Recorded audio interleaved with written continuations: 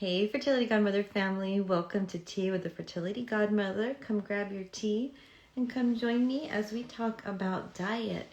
But I'm not just going to talk about diet today.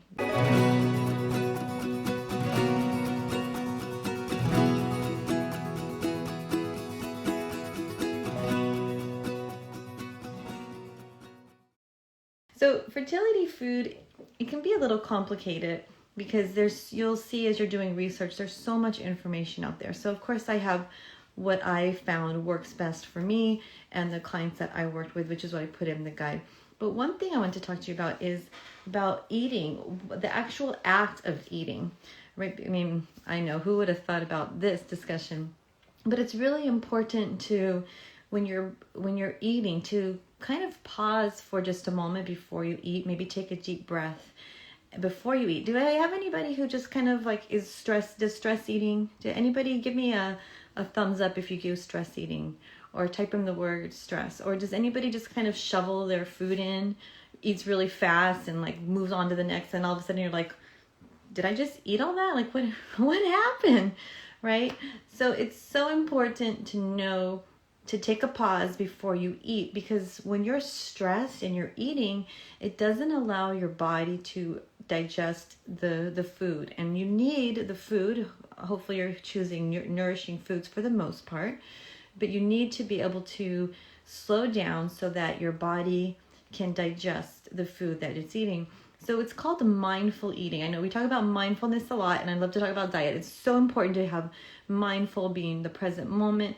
But how do you do that when you're being pulled in so many different directions, or you're hurting, or you're hurrying, or you're worried about something, right? So if you can just start to focus on like one simple thing, I talk about a lot, is just a breathing technique, just to kind of help get you back in your body, slow yourself down, and be mindful and present. This is helpful for those emotional eaters, for those people who eat really, really fast on the run. It's also going to be helpful if you're somebody who forgets to eat. Do anybody forget to eat? I always thought that was a funny concept until it happened to me. Like, how can somebody forget to eat? Like, I love food. I'm a foodie. So, but one thing, okay, so there's two things that I really want to focus on after I'm rambling here. Two things I really wanted to focus on, and that is just kind of slowing down before you eat. That's the first one. So how do we do that? We're going to take a breath. We call it the 4-4-8 or 4-6-8, or even just a 4. Breathe in for 4 and breathe out for 8. And you could just do these breaths once in a while right before you're getting ready to eat. So that'll allow you, if you're eating for emotional reasons, anybody eat for emotional reasons here, to kind of suppress that, or maybe you're feeling nervous, then you want to kind of just get present to what's happening. And maybe instead of eating that food to help suppress that emotion or to help you comfort you in the moment, maybe there's some journaling you can do. Maybe there's some exercise you can do. Maybe you can make a different choice. Or maybe in the moment you're just like, screw it, I'm going to eat this because I want to eat it. All of that's fine, but it's just about being mindful. So I want you to take a deep breath. I invite you to take a deep breath before you actually eat.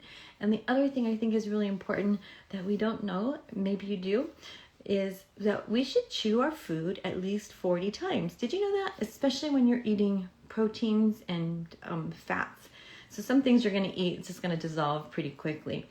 But in order to get the nutrients and to allow your digestive system to wake up and all the digestive enzymes to start to happen, if you chew your food at least 40 times, it really helps you break down your food, slow things down, and it also allows you to be more mindful. So for me, that was really helpful, because counting, it's funny. In the beginning, I was like, oh my God, this feels forever. I realized I think I did like 5 chews sometimes. Oh my gosh. So counting really, really helped me kind of get present. And then I did that with my family. We made jokes about it, and now we kind of do a little check-in with each other. You chew 40 times? Because it's challenging, right? We have to be mindful before we break a habit. We have to be aware before we break a habit. So I wanted to share something with you, just something a little bit different about foods. If you want specific foods, then just type in the word nourish and you will get my bot. She will guide you to download the Fertility Godmother's Ultimate Fertility Diet Free Guide, where I share with you specific foods. Okay, I see a lot of comments here. Let me just go back and see. Hello. We have hello. So good to see you. 46, can you get pregnant? That depends. Depends if you still have eggs. Do you have regular cycles? Have you been taking care of yourself? So many different factors going on there. But if yes, you do have all of that, then you can get pregnant. We have women getting pregnant at like 48, 47. Is it harder? Yes. You just have to make sure that you do all the things. So I'm happy to help you with that if you want a free consultation, and I can just make sure that you're on the right track. Just go ahead and type in a free consultation and I'll send you a form to fill out. You forget to eat? Oh my goodness. I know I keep wanting to say I never forget to eat, but I do once in a while. It's a new thing. It's kind of weird. And then I'm like, oh my God, I'm starving. But that's kind of a weird thing. After protein shake or oatmeal, I just feel full for almost the next 6 hours. Okay, that's good. So you want to eat as long as you're feeling, even just oatmeal. You don't put anything else in your oatmeal, Hira? It's just the oatmeal. So the oatmeal is great. It's filling. It's full of fiber. It's a really great food. Protein shakes are great because they have a balance, hopefully, of protein, fat, and carb, and hopefully from vegetables would be amazing.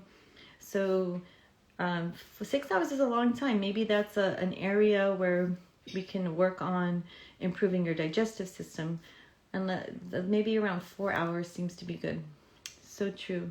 Nope, almonds. Okay, so almonds are great to add into your oatmeal because it's protein and fat. So then you're getting a really nice balanced meal, and that will sustain you a little bit longer. You can communicate with me. We will send you a link. You can go into my bio and you can just do a free consultation. We can set up a time and I can definitely talk with you, or you just message me privately and I can send you that link over and we can talk about that. My pleasure to do that for you. All right, ladies, if you want the guide, the actual list of foods that you can eat, then make sure you type on the word nourish, and my bot will send you over the form. You will get that right away in your message. So cool. And the other thing that I wanted to just do a quick recap is make sure that you take a deep breath before you eat to help just kind of get you present. And then it allows you to make a choice. It allows you to slow down and allows your digestive system to get working. And it's so important, right? So mindfulness, who would have thought mindfulness with eating? It's so important. It's actually going to become a thing. So we'll talk about that a lot more.